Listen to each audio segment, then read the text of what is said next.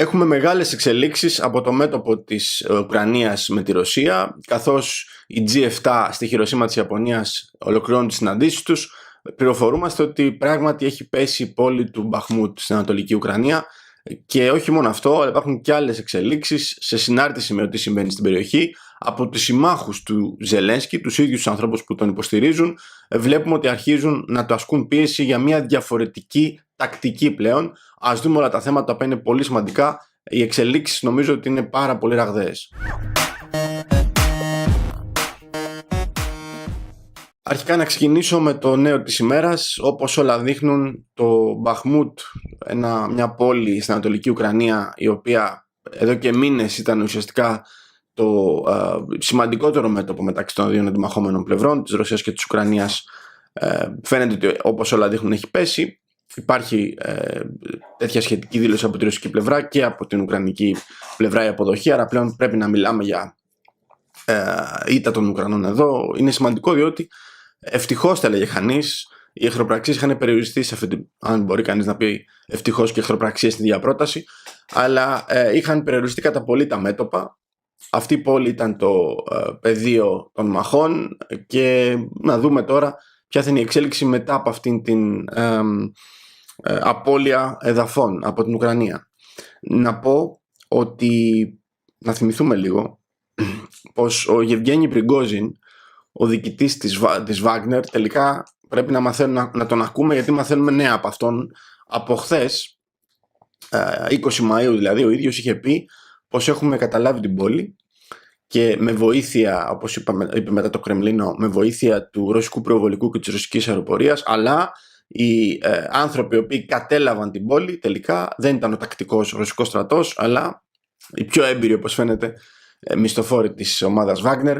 Όπως μας είπε λοιπόν ο Πριγκόζιν, είχε δημοσιεύσει ένα βίντεο του στο Telegram και είπε ότι 20 Μαΐου σήμερα το μεσημέρι καταλάβαμε εν συνόλο τον Μπαχμούτ και θα ξεκινήσουμε να χτενίζουμε την πόλη για να απομείνασες δυνάμεις και το καθεξής, και αφού βεβαιωθούμε ότι είναι ασφαλής, τότε θα την παραδώσουμε. Προσέξτε, είναι σημαντική σημειολογία. Αφού χτενίσουμε την πόλη για ουκρανικές δυνάμεις, θα την παραδώσουμε στον ρωσικό στρατό. Για να δούμε λίγο και τις ισορροπίες που υπάρχουν εδώ μεταξύ του τακτικού στρατού και της ομάδας Βάγνερ. Και πράγματι η Ρωσία από τον υπεύθυνο τον πρόσωπο τύπου του Υπουργείου Άμυνας είπε ότι, όπως σας είπα, έχει απελευθερωθεί, όπως το αποκαλούν οι ίδιοι, το Αρτεμόφσκ, όπως το αποκαλούν στα ρώσικα, το Μπαχμούτ. Το Αρτεμόφσκ, σύμφωνα με τη ρωσική ερμηνεία, λοιπόν, απελευθερώθηκε και θα δοθούν μάλιστα και μετάλλια στους ανθρώπους που έπαιξαν σημαντικό ρόλο στην απελευθέρωση του, επαναλαμβάνω, σύμφωνα με την ρωσική ανακοίνωση. Προσπάθησαν να το διαχειριστούν κάπως οι Ουκρανοί, ιδίως αυτή τη στιγμή ο Ζελένσκι βρισκόταν στη Χειροσίμα και θα ήταν μια ήττα για αυτόν σε επίπεδο, αν θέλετε, δημοσίων σχέσεων. Δυστυχώς δεν μπόρεσαν, δεν κατάφεραν να καθυστερήσουν το ζήτημα αυτό, δηλαδή να πούνε ότι πράγματι η πόλη έχει χαθεί, καθώς να πω ότι ήταν ένα σύμβολο. Είναι μια τεράστια πράγματι, είναι μια τεράστια επικοινωνιακή ήττα για τον Ζελένσκι, εν γέννη για το καθεστώς στο Κίεβο, διότι είχε για τόσους μήνες λειτουργήσει αυτή η πόλη ως ένα σύμβολο αντίσταση, ένα σύμβολο νίκης εναντίον των Ρώσων, τον Μπαχμούτ. Και η υπεράσπιση του, η επιτυχημένη υπεράσπιση του όλο αυτό το διάστημα, της αντοχής, της ανθεκτικότητας, όλων αυτών των ζωών που χάθηκαν σε αυτό το σκοπό, που πλέον ανοίγει το ερώτημα για ακόμα μια φορά, πρέπει να γίνουν αυτά τα ερωτήματα, τελικά αν άξιζε, αν αυτή η μάχη θα μπορούσε να κερδιθεί, αν η πόλη θα μπορούσε να κρατηθεί, αν έχει μείνει η πόλη, θα δούμε τι είπε και ο Ζελένσκι, διότι αυτό, όπως είπα, επικοινωνιακά εκεί είχαν κρατηθεί όχι μόνο το καθεστώς του Κιέβου, αλλά και οι Ουκρανοί, οι οποίοι ακούγανε το καθεστώς του Κιέβου, πως πολεμάμε με νύχια και με δόντια, στέλνουμε ό,τι έχουμε και δεν έχουμε εκεί, στη μαύρη τρύπα, όπως αποδείχθηκε του Μπαχμούτ.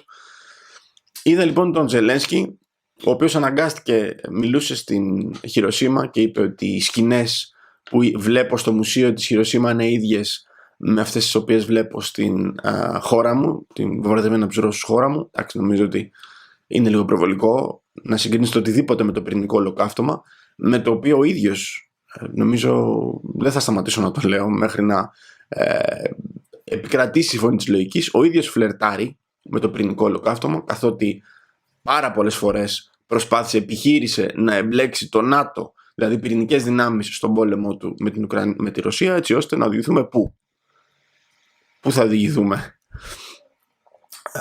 Μιλώντας λοιπόν, πράγματι αναγκάστηκε να ομολογήσει ότι στον Biden πράγματι χάθηκε η πόλη.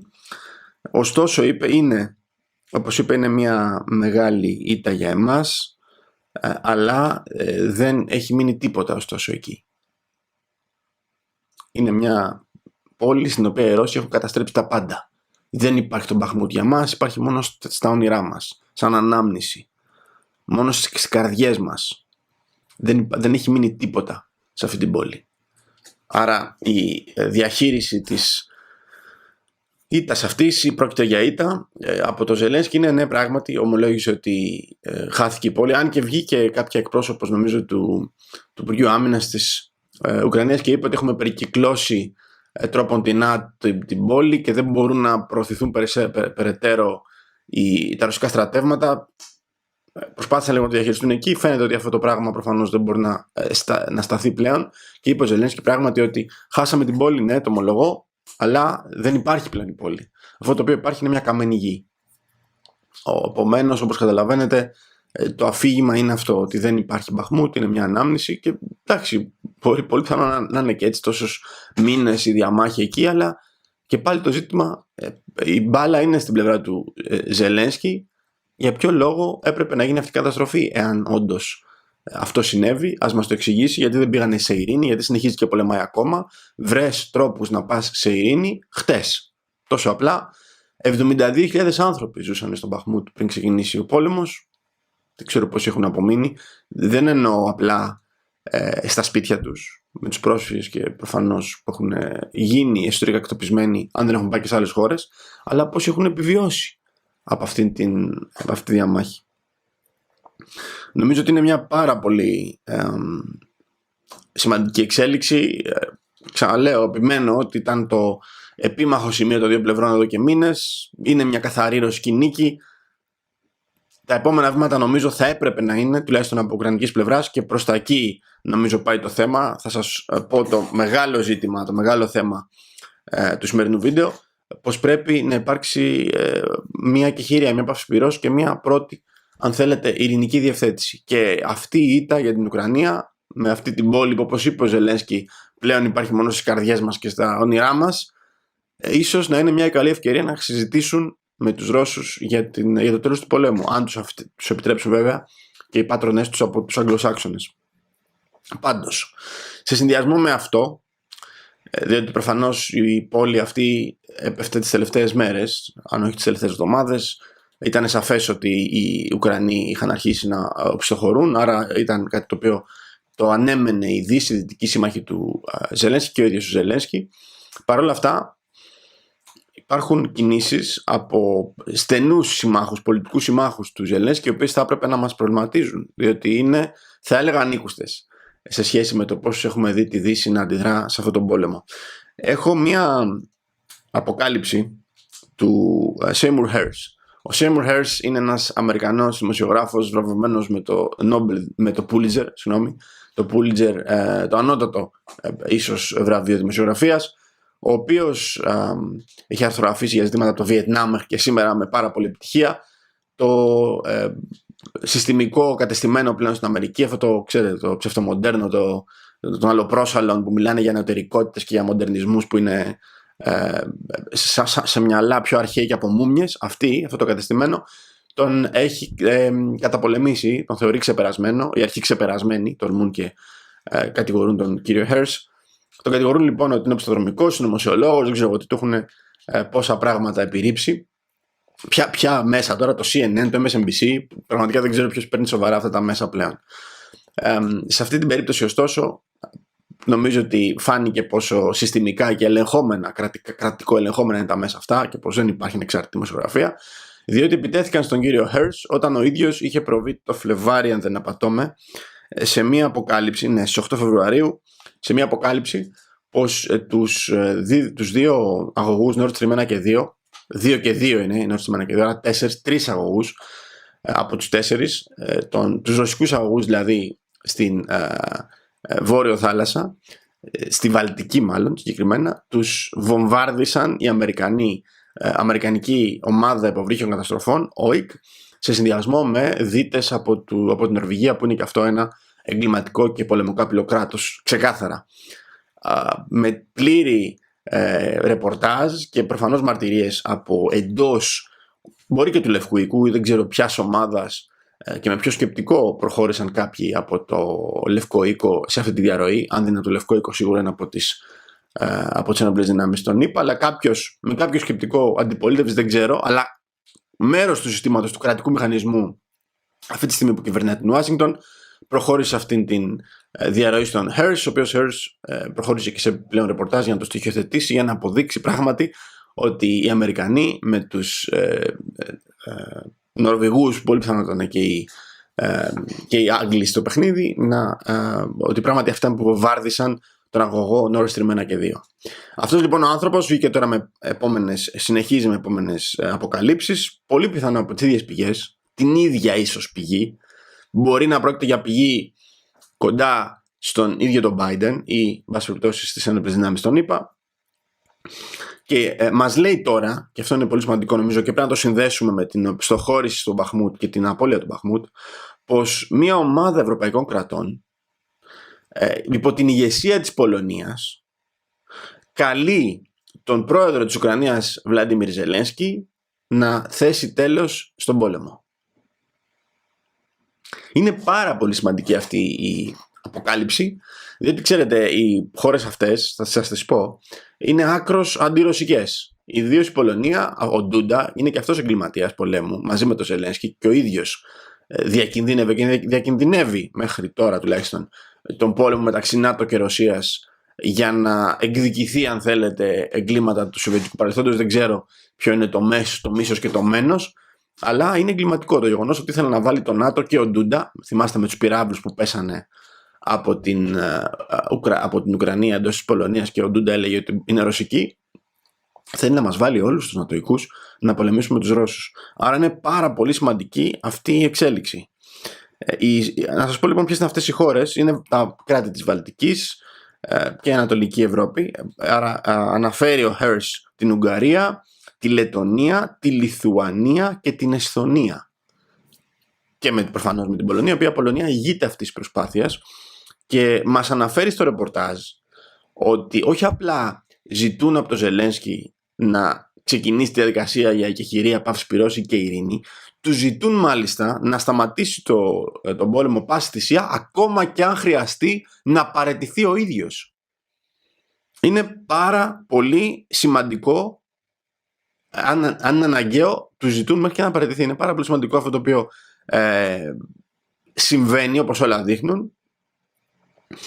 Δεν υπάρχει αμφιβολία ότι οι χώρες αυτές είναι στο πλευρό της Ουκρανίας από την πρώτη στιγμή. Είναι πιο ζελενσκικές και από τους Ζελένσκι οι χώρες αυτές, λαύρες, μενόμενες εναντίον της Ρωσίας από κάθε έννοια. Ζούσαν άλλωστε και εντός του σιδηρένιου παραπετάσματος και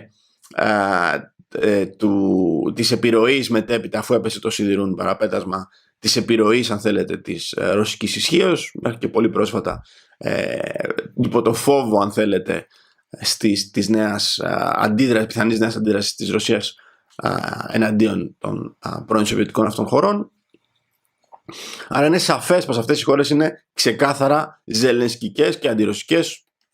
Νομίζω δεν υπάρχει αμφιβολία για αυτό το πράγμα. Το γεγονός ότι αυτές οι χώρες, και συγκεκριμένα η Πολωνία υπό την ηγεσία τους, επιθυμεί και προωθεί μια λύση του πολέμου ακόμα και με την παραίτηση του Ζελένσκι, είναι πάρα πολύ σημαντική εξέλιξη. Ωστόσο, όπως μας λέει ο Hersh, δεν το δέχεται πουδενή αυτό το πράγμα ο Ζελένσκι, δεν επηρεάζεται καθόλου, παρόλο που έχει ξεκινήσει να χάνει την υποστήριξη των συμμάχων του, των άμεσων συμμάχων του, των συμμάχων του που βρίσκονται γύρω από τη χώρα του. Η Πολωνία είναι νευραλγικός, από εκεί έρχονται όλες οι βοήθειες, από ανθρώπους, μισθοφόρους, δεν ξέρω, νεοναζί, τι πολεμάνε εκεί, μέχρι τα στρατεύματα που στέλνει η Δύση περνάνε την Πολωνία. Άρα, χάνοντας αυτή την υποστήριξη, νομίζω ότι έχει αρχίσει και εξαϊλώνεται το πολιτικό κεφάλαιο πλέον που νομιμοποιεί τον ίδιο τον Ζελένσκι. Και αυτό το οποίο επανέρχεται στην επικαιρότητα είναι πως, αυτό το είπαμε και σε προηγούμενο βίντεο, ο Ζελένσκι όχι απλά δεν δέχεται να παραιτηθεί, παρόλο που βλέπει να χάνονται σιγά σιγά, να χάνεται, να εξαϊλώνεται η υποστήριξη από παραδοσιακούς συμμάχους, αλλά θέλει να γυρίσει τον πόλεμο, να μεταφέρει τον πόλεμο εντός του ρωσικού εδάφους. Το είπαμε αυτό και στο βίντεο για τα F-16, αν θέλετε να το δείτε αναλυτικότερα. Θέλει να μπορέσει να πάρει τα F-16 για να ξεκινήσει να επιχειρεί εντός της Ρωσίας. Να φέρει τον πόλεμο στη ρωσική πλευρά του γηπέδου. Όχι απλά δηλαδή δεν είναι έτοιμος για ειρήνη όπως θα έπρεπε, ιδίως μετά από αυτή την ήττα στον Μπαχμούτ, αλλά θέλει ξεκάθαρα να κλιμακώσει και να είναι η Ρωσία αμυνόμενη. Και η τελευταία αναφορά, επίσης πολύ σημαντική από τον Hersh, που αξίζει να την συζητήσουμε, είναι πως σύμφωνα με τις πηγές του, η Ουκρανία πράγματι είναι σε πάρα πολύ δεινή θέση, σε πάρα πολύ δύσκολη θέση, και πλέον ο μόνος ουσιαστικός υποστηρικτής είναι οι Αγγλοσάξονες, που πάση θυσία, δηλαδή και ο Biden και η Αγγλία, που πάση θυσία θυσιάζουν Ουκρανούς για να συνεχιστεί αυτός ο πόλεμος, για να περιοριστεί η Ρωσία. Αλλά, όπως λέει ο Hersh,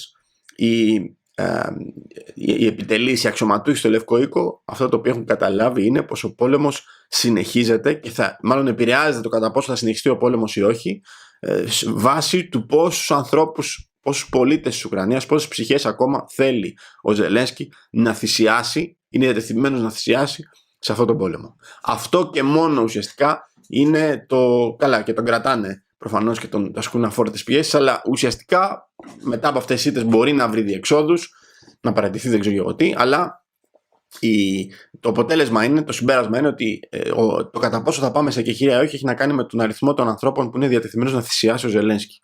Όσο σκληρό και να ακούμε, γιατί αυτή είναι η πραγματικότητα, νομίζω ότι μία εξέλιξη που οδήγησε σε αυτήν την, νομίζω επίσης αδιανόητη πίεση από τους κάτι που ήταν πρώην σοβιετικά ή τέλος πάντων φοβόντουσαν τη σοβιετική απλή διαχρονικά, όπως είναι η Πολωνία, από το να φτάσουμε στο να πιέζουν τον Ζελένσκι μέχρι και να παραιτηθεί, νομίζω έχει να κάνει αυτή η ήττα που φαινόταν στον Μπαχμούτ. Είναι ένα μεγάλο κομμάτι αυτό, ότι δεν αντέχει πλέον η ουκρανική μηχανή και δεν αντέχει και, αν θέλετε, και δημογραφικά να υποστηρίξει, να κάνει να εξαφανιστούν σαν λαός. Πού θα σταματήσει αυτό?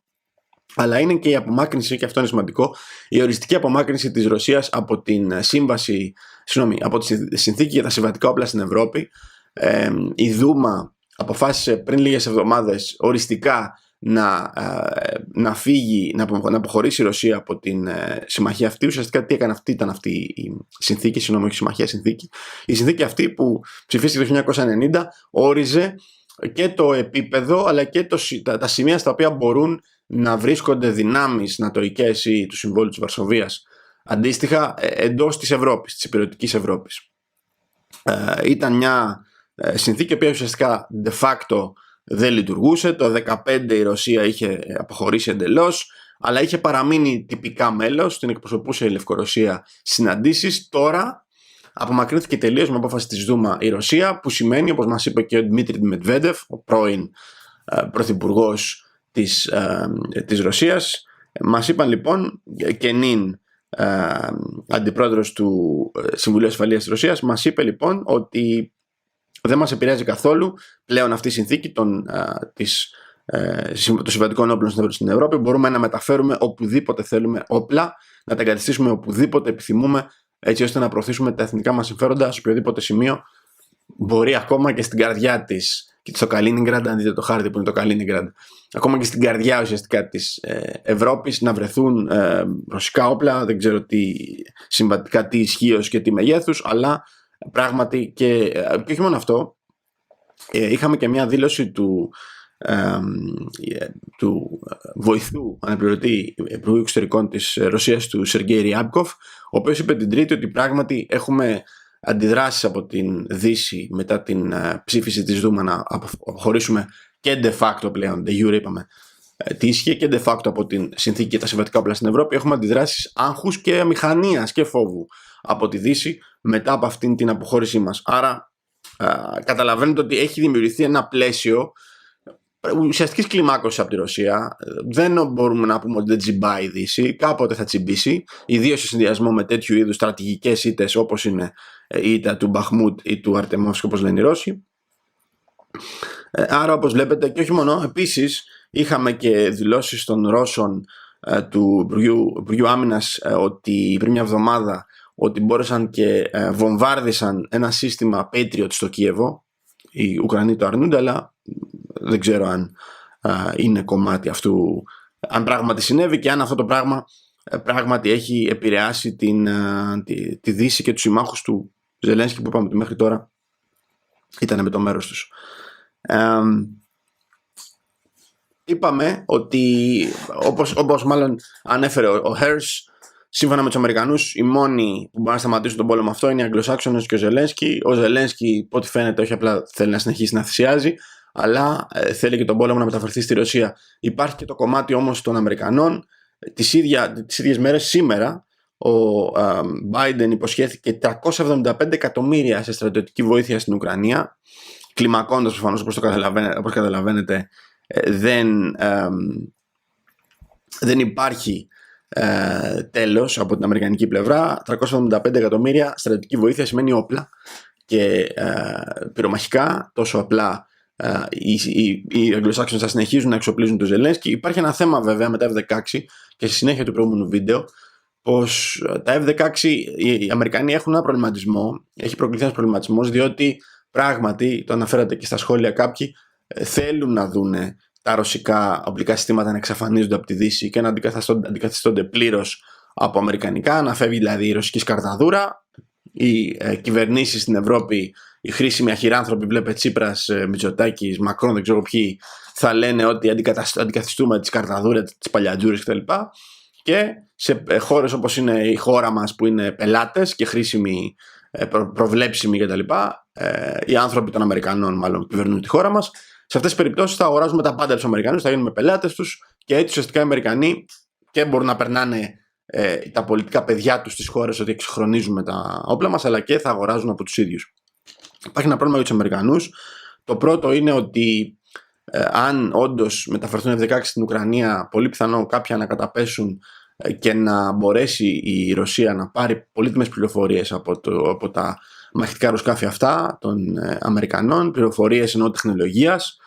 Και ένα είναι αυτό, το οποίο προβληματίζει τους Αμερικανούς, διότι όπως είπαμε, ο Ζελένσκι θέλει να επιχειρήσει εντός της Ρωσίας, άρα καταλαβαίνετε. Και ένα δεύτερο, ότι πολύ πιθανό να πληγεί και το γόητρο και η φήμη αυτών των αεροσκαφών, αν δεν καταφέρουν οι Ουκρανοί, διότι είναι αποδυναμωμένοι νομίζω σε κάθε βαθμό και σε επίπεδο ανθρώπινου δυναμικού ή και φρονήματος, αν δεν καταφέρουν να επιφέρουν νίκη για το ουκρανικό στράτευμα και δούνε δει η ανθρωπότητα τα F-16 να καταρρίπτονται ή να ηττώνται, αυτό νομίζω θα είναι ένα πλήγμα και εμπορικό, αν θέλετε, και στρατηγικό βέβαια, αλλά και εμπορικό για τους Αμερικανούς. Κλείνοντας, έμεινα σε κάποιες δηλώσεις του Γεννάντι Γκατήλοφ, ο οποίος είναι ο Ρώσος μόνιμος αντιπρόσωπος στον ΟΗΕ, αλλά στη Γενέβη, όχι στη Νέα Υόρκη, διότι δεν μπορούν και να κυκλοφορούν και ελεύθερα στη Νέα Υόρκη. Έχει κάνει μια κατάχρηση η Αμερική σε αυτό, έχει δημιουργήσει προβλήματα σε αξιωματούχους με τους οποίους διαφωνεί, αλλά φιλοξενεί τα γραφεία, τα κεντρικά γραφεία του Οργανισμού Ηνωμένων Εθνών στη Νέα Υόρκη με το σκεπτικό να παρέχει πλήρη διπλωματική κάλυψη, ασυλία και υποστήριξη ανθρώπους που μεταφέρονται, επισκέπτονται τα γραφεία αυτά, όχι να τους δημιουργεί προβλήματα και να τους διώχνει εκτός χώρας. Είναι εγκληματικές πολιτικές αυτές από τις ΗΠΑ, εν πάση περιπτώσει, είναι άλλο θέμα αυτό. Στη Γενέβη λοιπόν έδωσε μια δήλωση λέγοντας ότι έχει έρθει η ώρα, από ό,τι φαίνεται, για ειρήνη, για να συζητήσουμε γι' αυτό και να θυμηθεί η διεθνής κοινότητα ότι πράγματι είμαστε ένας εταίρος που μπορεί να συζητήσει την εκεχηρία και εμείς όλοι το θέλουν αυτό προφανώς, και πως δεν ξεκινήσαμε αυτό τον πόλεμο, όπως υποστηρίζει ο ίδιος ο Γκατήλοφ, δεν ξεκινήσαμε τον πόλεμο με το σκεπτικό να είμαστε κατακτητές ή πορθητές ή επεκτατικοί και δεν ξέρω εγώ τι. Πράγματι προκληθήκαμε, δεν ήταν μια απρόκλητη κίνηση. Υπήρχε μια επεκτατική δράση από τους νατοικούς και όντως και εγώ συνηγορώ σε αυτό. Υπήρχε πράγματι μια επέκταση άκρατη από τους νατοικούς, από τις ηλιθιότητες του Κλίντον. Κλίντον είναι οι Μητσοτάκηδες των Αμερικανών. Από τις ηλιθιότητες του Κλίντον πάμε, είναι αδύναμοι, τώρα να τους φάμε. Δεν λειτουργεί έτσι όμως διεθνείς σχέσεις. Και ουσιαστικά αυτή η γεωπολιτική περικύκλωση, μιλούσαν μέχρι και μεταφορά πυρηνικών όπλων στην Ουκρανία, οδήγησε στους Ρώσους, όπως μας λέει ο Γκατήλοφ, να λάβουμε τις αποφάσεις για να υπερασπιστούμε τα εθνικά μας και τα ζωτικά μας συμφέροντα, τα οποία πρέπει να ληφθούν υπόψη και σε οποιαδήποτε συμφωνία ακολουθήσει. Ήταν, λέει, με σαφή τρόπο το Κίεβο σε συμφωνία με τους νατοικούς για να ενταχθεί όλη η Ουκρανική περιοχή εντός του ΝΑΤΟ, κάτι το οποίο για μας ήταν κόκκινη ζώνη, σε αυτήν την πυρηνική συμμαχία που είναι ξεκάθαρα αντιρωσική, ιδίως η Άγγλοι για παράδειγμα είναι ξεκάθαρα αντιρωσική, επομένως υπάρχει βάση εδώ. Και μας θύμισε κάτι πάρα πολύ σημαντικό που ήθελα να σας το πω, ότι οι Άγγλοι που βρίσκονται σε μεγάλο βαθμό πίσω από αυτόν τον πόλεμο είχαν δημιουργήσει στο Τσάκοφ, στο λιμάνι, στην πόλη του Τσάκοφ, μια ναυτική βάση που εκεί πολύ πιθανότατα στο μέλλον να βλέπαμε και πυρηνικά υποβρύχια αν δεν υπήρχαν ήδη. Μας θύμισε λοιπόν αυτή την ναυτική βάση στο Τσάκοφ, μας θύμισε τις ασκήσεις του ΝΑΤΟ, τη Sea Breeze του 2021, όπου είχαν σαφή αντιρωσικό πρόσημο και ύφος, και τότε, όπως μας λέει ο Γκατήλοφ, υπήρχε μια επικίνδυνη συμπεριφορά από ένα βρετανικό πλοίο, το οποίο δέχτηκε πειρά από τις ρωσικές δυνάμεις και αναγκάστηκε να αποχωρήσει, προφανώς επειδή διακινδύνεψε αυτή τη σύγκρουση. Άρα βλέπουμε ότι υπήρχε μια επιθετικογενής συμπεριφορά και στάση, και το χειρότερο όλων, το Σεπτέμβριο του 2020 η Αμερικανική πολεμική αεροπορία χρησιμοποίησε τον αέριο χώρο της Ουκρανίας για να εκπαιδευτούν σε πτήσεις, προσέξτε, να εκπαιδευτούν σε πτήσεις από αμερικανικά Β-52 αεροσκάφη βομβαρδιστικά, τα οποία μπορούν να φέρουν πυρηνικές κεφαλές. Δηλαδή ξεκίνησαν ήδη από το Σεπτέμβριο του 2020 οι Αμερικανοί να πιλοτάρουν εντός του ουκρανικού εδάφους, να εξοικειώνονται με το χώρο, με τον εναέριο χώρο, για να γνωρίζουν το πώς μπορούν να φέρουν, με συγκεκριμένα με Β-52 βομβαρδιστικά, για το πώς θα μπορούν να μεταφέρουν πυρηνικά όπλα, πυρηνικές κεφαλές, και να βομβαρδίζουν πυρηνικά τη Ρωσία στα σύνορά τους. Προφανώς αυτή η συμπεριφορά ήταν άκρως επικίνδυνη και καταστροφική. Δεν ξέρω τι άλλο έχει μείνει να πούμε. Να θυμίσω επίσης το ότι για επί σειρά ετών μετά το 2014, ας το περιορίσουμε, μέχρι και την αρχή του πολέμου αυτού, η Ουκρανία, οι προκάτοχοι του Ζελένσκι και ο Ζελένσκι είχαν ξεκινήσει μια καμπάνια να απελευθερώσουν την Ανατολική Ουκρανία, τον Ντονμπάς ουσιαστικά, και βομβάρδιζαν τον Ντονιέτσκ, το Λουχάνσκ. Οι άνθρωποι αυτοί ήταν θύματα μιας διένεξης ξένων δυνάμεων, δύο άλλων δυνάμεων, εν πάση περιπτώσει, της Ουκρανίας και της Ρωσίας. Ήταν θύματα αυτοί. Βλέπανε βόμβες να σκάνε στα σπίτια τους. Υπήρχε μια καμπάνια αντιρωσική παντού. Όποιος τολμούσε να μιλήσει ρωσικά, ή δεν ξέρω, κάποιοι μιλούσαν η γλώσσα τους αυτή.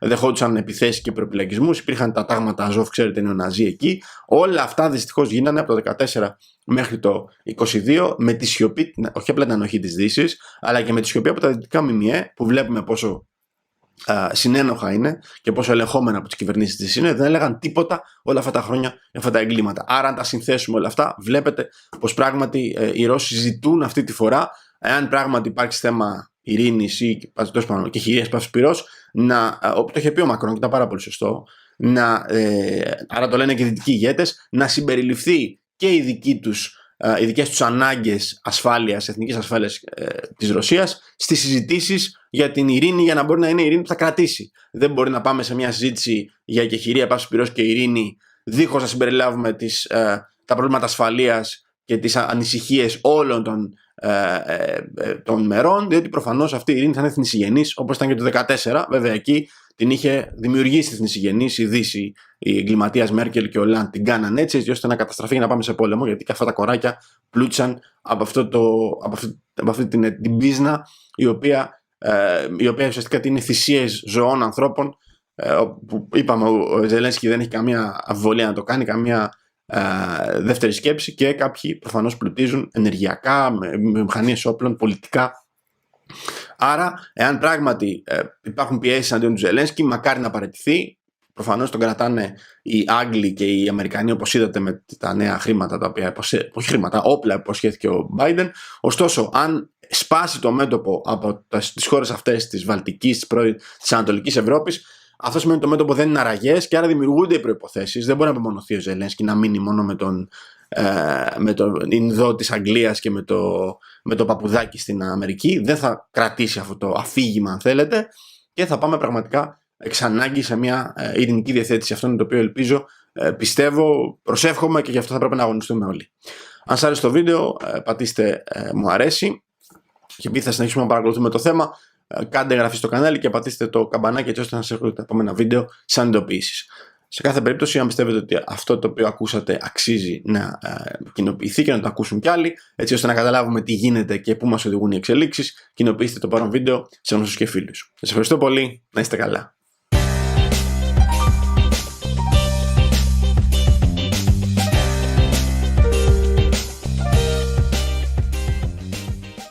Υπάρχει και ένα άλλο μέτωπο, το οποίο ελπίζουμε να μην ξεκινήσει, αυτό της Ταϊβάν, διότι μαζί με τις ανακοινώσεις αυτές από την Αμερική είχαν προηγηθεί και άλλες ανακοινώσεις για την Ταϊβάν. Συγκεκριμένα θα δώσουν οι Αμερικανοί 500 εκατομμύρια σε όπλα και πυρομαχικά, 500 εκατομμύρια δολάρια σε όπλα και πυρομαχικά στην Ταϊβάν. Η τελευταία δόση στους Ουκρανούς ήταν 375, όπως μας είπε σήμερα ο Biden. 500 εκατομμύρια δολάρια δίνουν στην Ταϊβάν σε όπλα. Καταλαβαίνετε, το έχουμε ξαναδεί το παραμύθι, έχουμε ξαναδεί το ίδιο έργο, και η απάντηση προφανώς των Κινέζων ποια είναι? Ότι θα κλιμακώσουμε την δική μας αμυντική βιομηχανία και την άμυνα και τους εξοπλισμούς σε απάντηση αυτών των 500 εκατομμυρίων. Δηλαδή δεν είναι λύση αυτό. Εξοπλίζω την Ταϊβάν για να μπορεί να αμυνθεί, προφανώς δημιουργείς αντιδράσεις στην απέναντι πλευρά. Σας τις είπα ποιες είναι. Κλιμακώνουν, θα δυναμώσει η αμυντική της βιομηχανία και για να αντιμετωπίσει αυτά τα 500 εκατομμύρια. Το έχουμε ξαναδεί το έργο. Πάμε για μια επανάληψη. Να το καταγγείλουμε όσο είναι νωρίς. Μην δούμε ακριβώς τα ίδια και χειρότερα αυτή τη φορά μεταξύ Αμερικής, Κίνας, και αυτή τη φορά οι χρήσιμοι λύθοι που θυσιάζουν το λαό τους θα είναι οι Ταϊβανέζοι στο Ταϊπέι.